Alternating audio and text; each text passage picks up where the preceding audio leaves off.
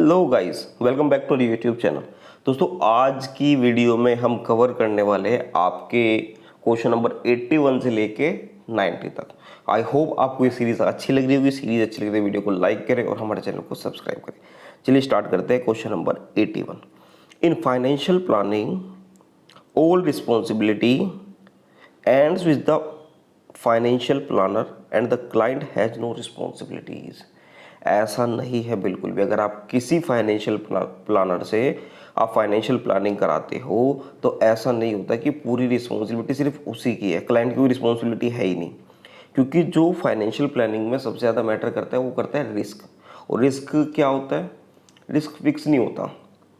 एक financial planner अपनी knowledge के करंट मार्केट सिचुएशन के अकॉर्डिंग बेस्ट डिसीजन लेगा, बट ऐसा नहीं है कि वो हमेशा सही डिसीजन लेगा। क्योंकि 100 में से एक बार कभी ना कभी डिसीजन गलत होंगे। ठीक है, तो ऐसा नहीं है कि पूरी रिस्पॉन्सिबिलिटी सिर्फ और सिर्फ फाइनेंशियल प्लानर की हो जाएगी। ठीक है, तो ये यहाँ पे आंसर हो जाएगा आपका false. If an investor keeps investing a fixed amount at regular interval, the average cost of his purchases will always be less than if he makes investment at irregular periods। इसका मतलब क्या है? इसका best example है SIP। ठीक है, अगर SIP में आपको 10,000 रुपये महीना डालने हैं, ठीक है, तो मार्केट अप जाओ या डाउन जाओ, डाउन जाएंगे तब आप ज़्यादा यूनिट खरीद पाओगे, अप जाओगे थोड़ी कम खरीद पाओगे। ऐसे करके आपका जो प्राइस है वो एवरेज में रहेगा हमेशा। ठीक है, तो रेगुलर पीरियड पे अगर आपको इन्वेस्टमेंट करते हैं तो उसका हमेशा ही फायदा रहता है। तो यहाँ पे इसका आंसर हो जाएगा ट्रू। Clear clear.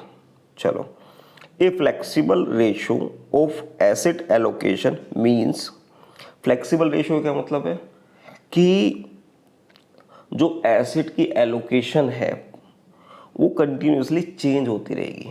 ठीक है, तो यहाँ पे इसका आंसर होगा ये वाला, continuously changing the ratio of various asset in the portfolio.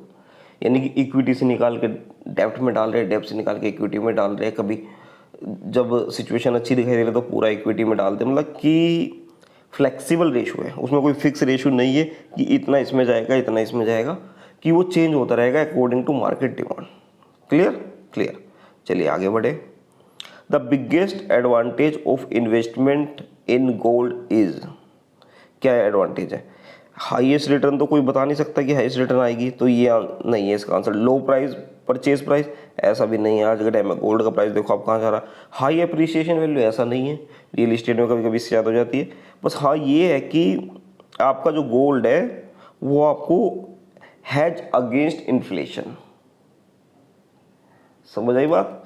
Inflation से हैज कर देता है आपकी करंट पोजीशन को। ठीक है दोस्तों, चलिए आगे बढ़ो।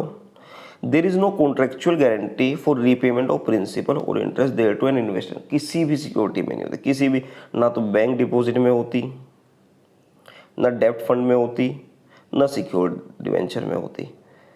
इसका मतलब हो गया ऑल ऑफ द अबव। कोई कॉन्ट्रेक्चुअल गारंटी नहीं है। ठीक है, रिटर्न का प्रॉमिस होता है बैंक डिपॉजिट में, बट कॉन्ट्रेक्चुअल गारंटी नहीं है। ये नहीं कि आप इसके लिए जाके कोर्ट में केस कर दोगे कि कॉन्ट्रैक्ट एक्स का केस हो रहा है, ये वो मेरे को लड़ना है कि इन्होंने मेरे को बोला था कि इतने रिटर्न आएगी और आई नहीं। ठीक है, क्योंकि उसके अंदर भी बहुत सारे क्लोज ऐसे होते हैं जो आपका लिखा होता है टर्म्स एंड कंडीशन अप्लाइज, उसमें आप फॉलो जाओगे। ठीक है, तो आपका किसी में भी कॉन्ट्रेक्चुअल गारंटी नहीं होती, आपको ये याद रखना है। चलो आगे बढ़ो। Gold and real estate are attractive investment options in high inflation economies. सही बात है। अगर मार्केट में हाई इन्फ्लेशन है और मार्केट बढ़ रही है डे बाय डे, यानी कि आज गोल्ड का प्राइस 55,000 है, कल 60,000 हो जाएगा, फिर परसों 65 होगा, तो उस सिचुएशन में आपके रियल इस्टेट के पैसे भी ऐसे ही बढ़ते हैं। तो ये बेस्ट इन्वेस्टमेंट ऑप्शन होता है। कब होता है? जब इन्फ्लेशन इकोनॉमीज में। ठीक है दोस्तों, तो इसका आंसर यहाँ पे हो जाएगा ट्रू। Clear clear. आगे बढ़ो। Direct investment in stock market can be better option than investing through mutual fund if the investor.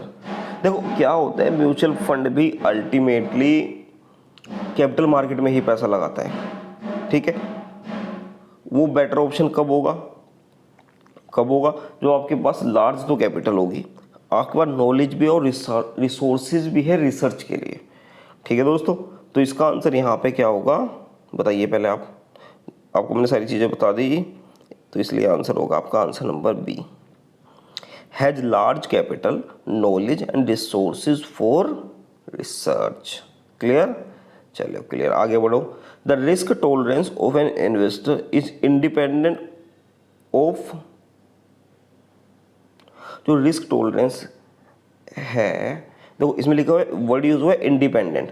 अगर ये डिपेंडेंट पूछता तो इंडिपेंडेंट वर्ड यूज, डिपेंडेंट पूछता तो रिस्क टॉलरेंस आ जाता आपका आंसर ये वाला कि उसकी एज पे डिपेंड करता है, उसकी इनकम पे डिपेंड करता है, उसकी जॉब सिक्योरिटी पे। लेकिन यहाँ पे इंडिपेंडेंट की बात हो रही है, तो यानी कि उसकी रिस्क टॉलरेंस कैपेसिटी अलग चीज़ है और मार्केट की मूवमेंट अलग चीज़ है। तो इंडिपेंडेंट वर्ड यूज होने से आपका आंसर हो गया ये, द स्टॉक मार्केट मूवमेंट। ठीक है, अगर ये पूछता risk tolerance of an investor is depends upon, ठीक है, तो फिर ये वाले क्राइटेरिया में फॉलो होता है, एज, इनकम, जॉब सिक्योरिटी। ठीक है, ठीक है, आगे बढ़ो। Volatility of an equity fund portfolio is independent of the, बताओ। तो ये भी इंडिपेंडेंट वाला, यानी कि ये ना ट्रिकी क्वेश्चन होते हैं, घुमाने वाले। जब आप ये इस तरह की चीज देखो, volatility of equity fund depend किस चीज पे होती है, kind of stock in portfolio, degree of diversification, number of investor in the scheme. तो जो फंड मैनेजर के सक्सेस रेट है वो अलग चीज है।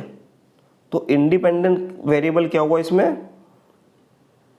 Fund managers success at market timing. Clear, clear, आगे बढ़ो। The liquid funds can not charge management fees of funds parked in short term bank deposit. मतलब इसका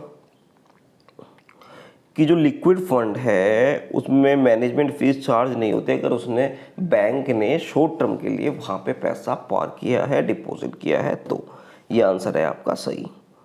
ठीक है, अगर लिक्विड फंड में बैंक डिपॉजिट करके जा रहा है शॉर्ट टर्म के लिए तो उस पर मैनेजमेंट फीस चार्ज नहीं है, क्योंकि उसके ऊपर कोई भी मैनेजमेंट एक्टिविटी तो नहीं हो रही, सिर्फ एक तरीके से पैसा पार्कड है एक शॉर्ट टाइम के लिए। ठीक है दोस्तों, यहाँ पे आपके 90 क्वेश्चन कंप्लीट हुए।